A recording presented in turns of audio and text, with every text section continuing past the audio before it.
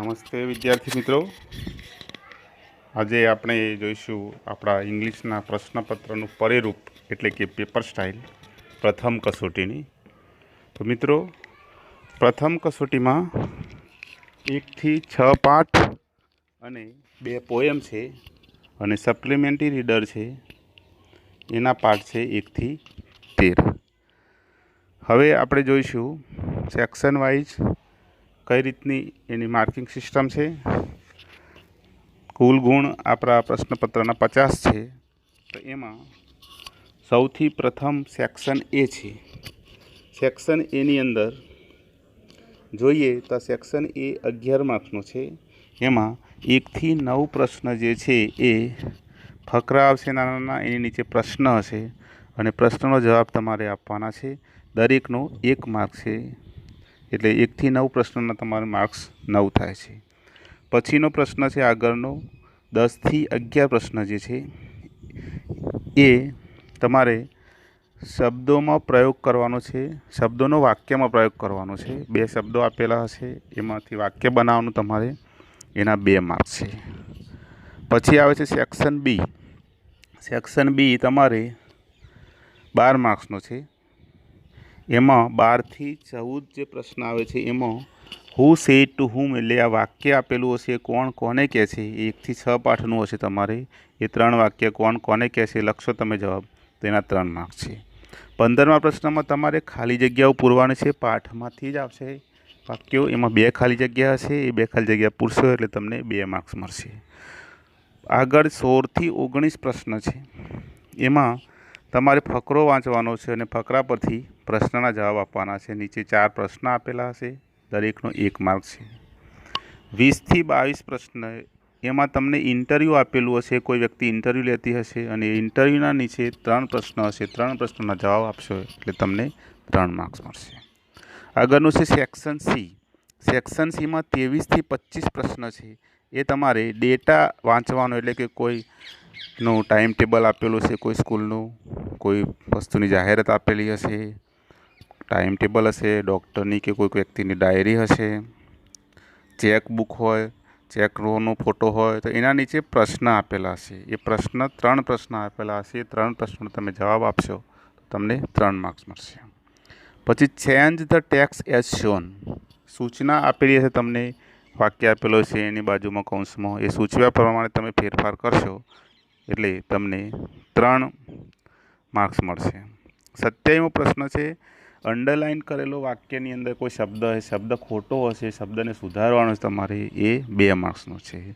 પછી આવશે section D. Section ડીમાં તમારે 28 થી 29મો પ્રશ્ન છે. એ વાક્ય જોડવાના છે યોગ્ય કંજક્શન એટલે કે સંયોજકની મદદથી. 30 થી 31 જે પ્રશ્ન છે એ તમારે એક્સપ્રેશન અને ફંક્શન જે કન્વે થતું હોય એ મેચ કરવાના છે, જોડકા જોડવાના છે, એ 2 માર્ક્સનું છે. 32 થી 33 નંબરનો પ્રશ્ન છે એ તમારે જે વાક્ય આપેલું હશે એ વાક્યને કૌંસમાં આપેલા એના ફંક્શનની મદદથી તમારે વાક્ય પૂર્ણ કરવાના છે. 2 વાક્ય તમારે પૂર્ણ કરવા પડશે. પછી 34 થી 35 નંબરનો જે પ્રશ્ન છે એ તમારે વાક્ય આપેલું હશે, એમાં અંડરલાઇન કરેલો જે શબ્દ હશે એ જવાબ બને એ રીતે તમારે નીચે 4 ABCD આપેલી હશે, એમાં ક્વેશ્ચન આપેલા હશે 4 પ્રકારના, એમાંથી યોગ્ય પ્રશ્ન તમારે પસંદ કરવાનો છે અને લખવાનો છે. 36 થી 37માં ડાયલોગ આપેલો હશે, પૂર્ણ કરવાનો છે. કૌંસમાં જવાબ આપેલા હશે, એમાંથી જ મૂકવાનો જવાબ, તમારે જાતે બનાવવાનો નથી, એ 2 માર્ક્સનું છે. પછી સેક્શન ઈ. સેક્શન ઈની અંદર તમારે જેને નિબંધ કહો છો, પેરેગ્રાફ કહેવાય એને, એ 50 શબ્દોમાં એટલે 10 થી 15 વાક્યો તમારે લખવાના. કોઈ પણ 2 વિષય આપેલા હશે, એમાંથી 1 લખવાનો છે, એ 5 માર્કનો છે. અને છેલ્લો પ્રશ્ન છે 39મો, તમને એક ચિત્ર આપેલું હશે, એ ચિત્રનું વર્ણન તમારે કરવાનું છે. લગભગ 8 વાક્યોમાં, 8 થી 10 વાક્યોમાં કરશો એટલે તમને 4 મળશે માર્ક્સ. આ તમને PDF ફાઇલ બનાવીને મોકલેલી જ છે, છતાં પણ અસાઇનમેન્ટના દરેક પ્રશ્ન, દરેક સેક્શન વાઇઝ તમને એનું વર્ણન કરવામાં આવશે, દરેક સેક્શનનું, અને દરેક સેક્શનમાં કયા કયા પ્રશ્નો શું આવશે એ તમને એ માહિતી મળશે. તમારે એ અસાઇનમેન્ટ લખવાનું છે નોટબુકમાં. જવાબ આપેલા જ છે મોસ્ટ ઓફ બધાના, ફક્ત સેક્શન સીની અંદર સૂચના પ્રમાણે જે કરવાનું છે, કાર્ડ બદલવાના છે, જેન્ડર બદલવાનું છે, એ બધા પ્રશ્નોના જવાબ નથી. એકવચનનું બહુવચન, બહુવચનનું એકવચન કરવાનું એ તમને મળશે જવાબ એના. પણ અહીંયા જે આપેલું છે તમારે એ પ્રમાણે કામ કરવાનું છે. બરાબર. વિદ્યાર્થી મિત્રો, આપણે પેપર સ્ટાઇલ જોઈ. હવે પેપર સ્ટાઇલમાં section A, B, C, D અને Eની અંદર કયા પ્રકારના પ્રશ્નો આવશે એ તમને વાત કરી, પણ તમને એ અસાઇનમેન્ટ દ્વારા સમજાવવામાં આવશે. જુઓ, સેક્શન એની અંદર પહેલું જે તમારે વિભાગ છે એમાં પ્રથમ પ્રશ્ન 1 થી 9 આવશે. એમાં છે read the extract and stanza and answer the questions, એટલે કે આપેલા પાઠના નાના નાના ફકરા અને કવિતાની પંક્તિઓ વાંચીને પ્રશ્નોના જવાબ આપવાના છે. તમને યુનિટ 1 to 6 એટલે કે 1 થી 6 પાઠ સુધીના ફકરા આવશે. એના નીચે 2 પ્રશ્નો હશે અને કવિતાની પંક્તિઓ આપેલી હશે, એના નીચે પણ પ્રશ્ન હશે. તો એ પ્રશ્નોના જવાબ તમારે આપવાના છે. અહીંયા હું તમને બતાવું છું. આ યુનિટ 1નું છે, આ યુનિટ 2ના ફકરા છે. તમને PDF ફાઇલ મોકલવાની જ છે આ તો, પણ આ હું તમને સમજાવું છું કે એમાં શું કરવાનું છે તે. આ યુનિટ 4, યુનિટ 5, યુનિટ 6 અને હવે કવિતાની પંક્તિઓ જેના નીચે 2 પ્રશ્ન છે. પ્રથમ કવિતા હતી, હવે આ બીજી કવિતા. તો આ રીતે તમારે 1 થી 9 પ્રશ્ન આવશે.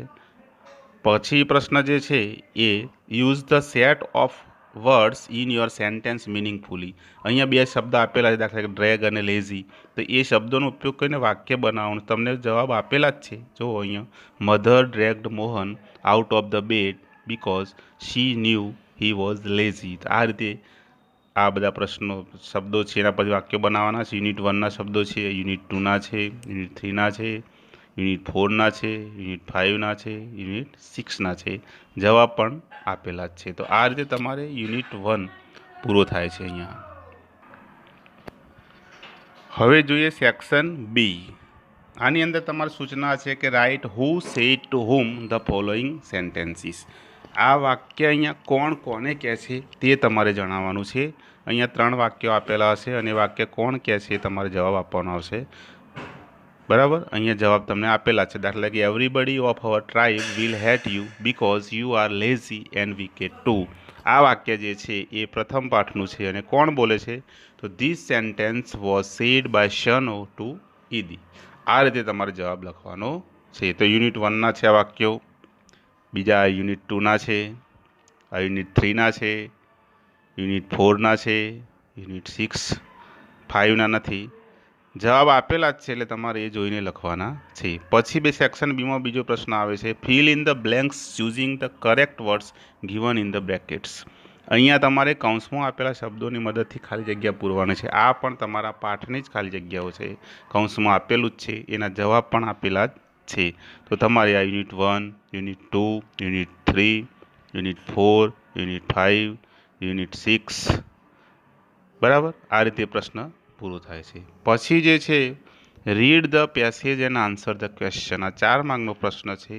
આ તમારે ફકરો જે છે એ ડોલ્ફિન નામનું તમારું સપ્લિમેન્ટરી રીડર છે એના પરથી છે એ ફકરો વાંચવાનો અને એના નીચે 4 પ્રશ્ન આપેલા હશે. જુઓ, એ 4 પ્રશ્નોના જવાબ તમારે આપવાના છે. આ જવાબ આપેલા નથી એ તમારે જાતે કરવા પડશે. આ યુનિટ 4 છે, યુનિટ 7 છે, આ સપ્લિમેન્ટરી રીડરના યુનિટની વાત છે, આ 9 છે, 11 છે, 12 છે. એ પ્રશ્ન એ રીતે પૂરો થાય છે. પછી એના પછી બી સેક્શન બીમાં પ્રશ્ન આવશે, ઇન્ટરવ્યૂ લીધેલું હશે કોઈ પણ વ્યક્તિએ કોઈ વ્યક્તિનું. એ ઇન્ટરવ્યૂના નીચે 3 પ્રશ્ન હશે. એ 3 પ્રશ્નોના જવાબ તમારે આપવાના છે. જુઓ, અહીંયા 3 પ્રશ્નો છે. આ બીજું ઇન્ટરવ્યૂ છે, એના નીચે પણ 3 પ્રશ્ન હશે. દરેક ઇન્ટરવ્યૂના નીચે 3 પ્રશ્ન હશે. એ તમારે ઇન્ટરવ્યૂ વાંચવાનું અને પછી પ્રશ્નના જવાબ આપવાના છે. તો આ રીતે તમારું જે યુનિટ બી છે એ પણ અહીંયા પૂરું થાય છે. હવે જોઈએ આપણે સેક્શન સી. આ સેક્શન સીની અંદર તમને શું હશે? Read the following data and answer the question. અહીંયા ડેટા આપેલા છે, મતલબ કે સેક્શન સીની અંદર તમારે આ ચેક છે, આ ચેક વાંચવાનો છે. એ ચેકની અંદર જે માહિતી આપેલી છે તે એના નીચે પ્રશ્ન છે. જુઓ, દાખલા તરીકે જોઈએ, what is the amount of the check. Amount એટલે રકમ. તો તો ચેકની રકમ કેટલી છે? તો કેટલી દેખાય આપણને? 28,000 રૂપિયા. તો જો જવાબ શું છે એ આપેલો છે એનું. The amount of the check is 28,000. The check number is કયો છે એવો પ્રશ્ન છે કે what is the check number? તો ચેક નંબર આ છે 18,9909. તો જવાબ છે the check number is 18,9909. What is the name of the bank? બેંકનું નામ શું છે? તો બેંક ઓફ ઇન્ડિયા. તો જવાબ શું છે? The name of the bank is the bank of India. આ ચેક છે. અહીંયા આ જેને શું કહેવાય, આ સુરેશભાઈ અને નેહાબેન એમના બંનેના સંતાનો છે, એક પુત્ર છે એક પુત્રી છે, એમના બાળકોની નામ છે, પેઢી જેને કહેવાય એના ઉપરથી પ્રશ્ન છે. અહીંયા ટાઈમ ટેબલ છે સ્કૂલના ટાઈમ ટેબલ કયા વિષયનો કોણ ભણાવે છે, કેટલા વાગે ભણાવે છે એના પરથી પ્રશ્ન છે. અહીંયા આ કેશા હેર ઓઇલની જાહેરાત છે એના નીચે પ્રશ્ન છે. એના જવાબ તો આપેલા જ છે તમને બધા, પણ સમજવાના છે. અહીંયા આ સેલની જાહેરાત છે એના નીચે પ્રશ્ન છે, એના જવાબ આપેલા જ છે. અહીંયા ડાયરી છે ડૉક્ટર વર્માની, ટાઈમ ટેબલ છે એમનું, એના નીચે પ્રશ્નો છે, તો એના જવાબ આપવાના છે. આ રીતે તમારે ડેટા ઉપરથી જવાબ આપવાના છે અને 3 માર્ક્સનો આ પ્રશ્ન છે. એના પછીનો જે પ્રશ્ન છે એ તમારે change the text as shown. એક પેરેગ્રાફ આવશે. સૂચના મુજબ તમારે ફેરફાર કરવાનો છે વાક્યોનો. અહીંયા આમાં તમારે કાળ બદલવાનો. દાખલા તરીકે પ્રથમમાં છે change into the simple present tense. સાદો વર્તમાનકાળ સિમ્પલ પ્રેઝન્ટ ટેન્સ એટલે તમારે ધ્યાન રાખવાનું, સાદા વર્તમાનકાળમાં ફેરવવાનું છે. ઉદાહરણ આપેલું જ છે, ઉમંગ લિવ્સ ઇન ગોવા થઈ ગયું છે. ઉમંગ લિવ્ડ છે એ ભૂતકાળ છે, એનું વર્તમાનકાળ થઈ ગયું છે. બીજામાં શું છે? Change into past continuous tense એટલે ચાલુ ભૂતકાળની અંદર ફેરવવાનું છે. ચાલુ વર્તમાનકાળનું વાક્ય છે એને ઇઝ અને આર છે ત્યાં તમે ઇઝની જગ્યાએ વોઝ મૂકી દો, આરની જગ્યાએ વેર મૂકી દો એટલે આ તમારું થઈ જાય. ત્રીજામાં ચેન્જ ધ જેન્ડર. તમને આ વિડીયો મોકલેલા જ છે બધા. જેન્ડર એટલે લિંગ બદલવાનું છે. સ્ત્રીલિંગ હોય તો પુલ્લિંગ ને પુલ્લિંગ હોય તો સ્ત્રીલિંગ. ચોથામાં પણ ચેન્જ ધ જેન્ડર જ છે, એ પણ સ્ત્રીલિંગનું પુલ્લિંગ, પુલ્લિંગનું સ્ત્રીલિંગ કરવાનું છે. પાંચમામાં change into singular form. Singular એટલે એક વચન અને પ્લુરલ એટલે બહુવચન. તો એક વચનમાં આપેલું હોય તો બહુવચન કરવાનું, બહુવચન કરવાની જો વાત કરેલી હોય તો એક વચનમાંથી બહુવચન અને બહુવચનમાંથી એક વચનમાં ફેરવવાનું છે. 5મું અને 6ઠ્ઠું એવું છે. 7મામાં છે વી ઇન પ્લેસ ઓફ સી. અને સી આપેલું છે એની જગ્યાએ વી કરો તમે એટલે બહુવચન થઈ જાય. સીની જગ્યાએ વી મૂકો. She has won the match, we have won the match. તો આ રીતે તમારે ફેરફાર કરવાનો છે અને આ પ્રશ્ન પૂરો થાય છે. એના આગળનો પ્રશ્ન છે correct the underline parts of and rewrite the correct paragraph. વાક્યની અંદર અંડરલાઇન કરેલો જે શબ્દ છે એના બદલે તમારે જો બીજો શબ્દ મૂકવાનો છે, એ ખોટી રીતે મૂકેલું છે. જવાબ આપેલા જ છે. જો પહેલામાં ઇનની જગ્યાએ બાય મૂકવું પડે, ઓલવેઝના બદલે નેવર મૂકવું પડે. આ રીતે તમારે આ 9મા પ્રશ્નની અંદર જવાબો આપેલા જ છે. આ બધું તમારે તમારા ચોપડામાં લખવાનું છે. આ રીતે તમારું સેક્શન સી અહીંયા પૂરું થાય છે.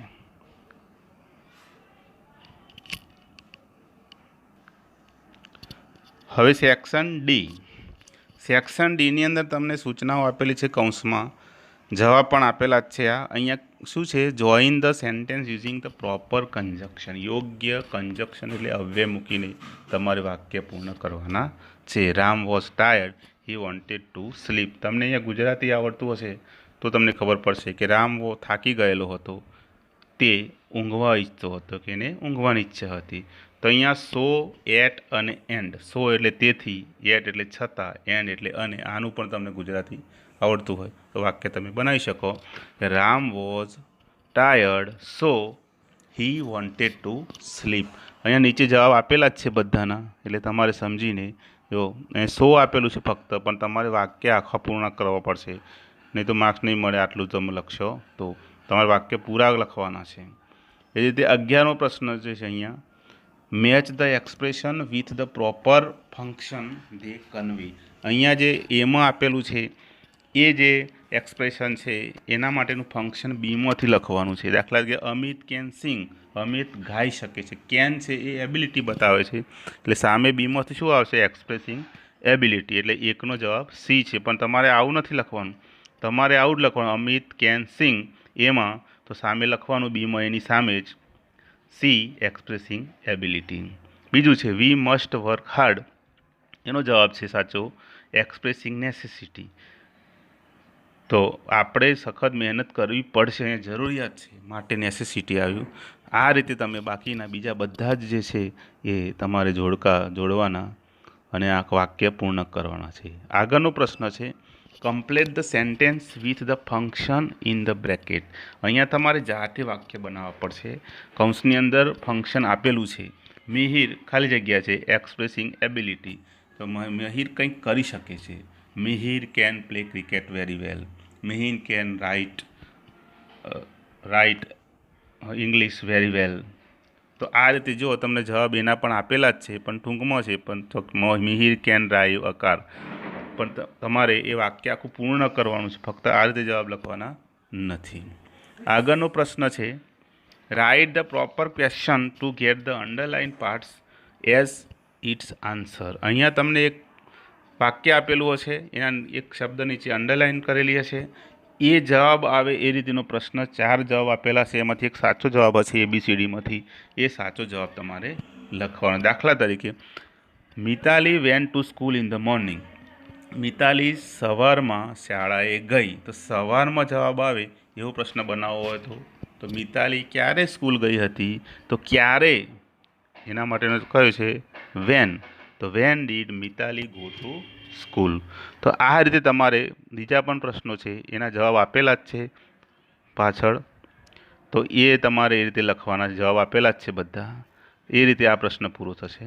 આગળનો પ્રશ્ન છે complete the dialogues using the expression given in the brackets. આ 2 માર્ક્સનો છે, 2 ડાયલોગ હશે. અહીંયા તમારે ડાયલોગ પૂર્ણ કરવાનો છે. 2 વ્યક્તિ વાત કરતી હશે, એક વ્યક્તિ કશું કીધું હશે તો એનો જવાબ પૂછ્યું હોય તો જવાબ આપતો હશે, તો કીધું હશે તો કંઈક એનો વાત હશે. તો એ જવાબ તમને કૌંસમાં આપેલા છે એમાંથી જ મૂકવાના છે, બાકીનો તમારે જાતે મૂકવાનો નથી. તો ડાયલોગ એ રીતે પૂરો થઈ જશે આપણો. તો આ સેક્શન ડીનો લગભગ છેલ્લો પ્રશ્ન છે, બરાબર. હવે સેક્શન ઈ. સેક્શન ઈની અંદર તમે શું કરવું પડશે? Write a paragraph in about 50 words. 50 શબ્દો એટલે 10 થી 15 વાક્યો તમારે લખવાના. 5 માર્ક છે એના. 10 થી 12 વાક્યો લખો તો પણ ચાલે. 2 વિષય તમને આપેલા છે, એના વિશે તમે જે નિબંધ કહો છો, પણ ખરેખર એને પેરેગ્રાફ કહેવાય. તો પેરેગ્રાફ લખવાનો છે તમારે, કોઈ પણ એક. 2 આપેલા છે, એમાં તમને સારો જે આવડતો હોય એ મુદ્દા પરથી તમે એક વાક્ય બનાવો તો પણ તમારું થઈ જાય. આ રીતે તમારે એ પેરેગ્રાફ લખવાનો છે. તો આ બધા આપેલા છે તમને નિબંધ, એમાંથી તમારે આ પણ લખવાના જ છે તમારે. પછી છેલ્લો પ્રશ્ન તમારો આવશે 39મો નંબરનો. અહીંયા ભલે સેક્શન પ્રમાણે નંબર અલગ આપેલા છે નંબર, અહીંયા 16 નંબર છે, પણ ખરેખર તમારા પ્રશ્નપત્રમાંનો નંબર 39મો હશે. આ 4 માર્કનો પ્રશ્ન છે. Describe the picture in about 8 sentence. લગભગ 8 વાક્યોમાં તમારે ઓછામાં ઓછા 8 થી 10 વાક્યો લખવાના છે.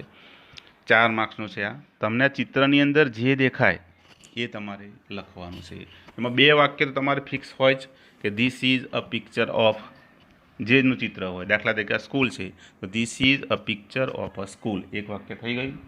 પછી તમને એ ચિત્રની અંદર જે દેખાય એ બધું લખવાનું, અને છેલ્લે લખવાનું this is a very beautiful picture. તો આ રીતે તમારા 8 થી 10 વાક્યો થઈ જશે અને તમારા 4 માર્ક્સ તમને મળી જશે. તો આ રીતે તમારું આ પેપર સ્ટાઇલ જે છે એ પ્રમાણેનું આ અસાઇનમેન્ટ છે, એ આપણે સમજાવવાનો પ્રયત્ન કર્યો, બરાબર. તો આ રીતે તમારે લખવાનું છે. Thank you.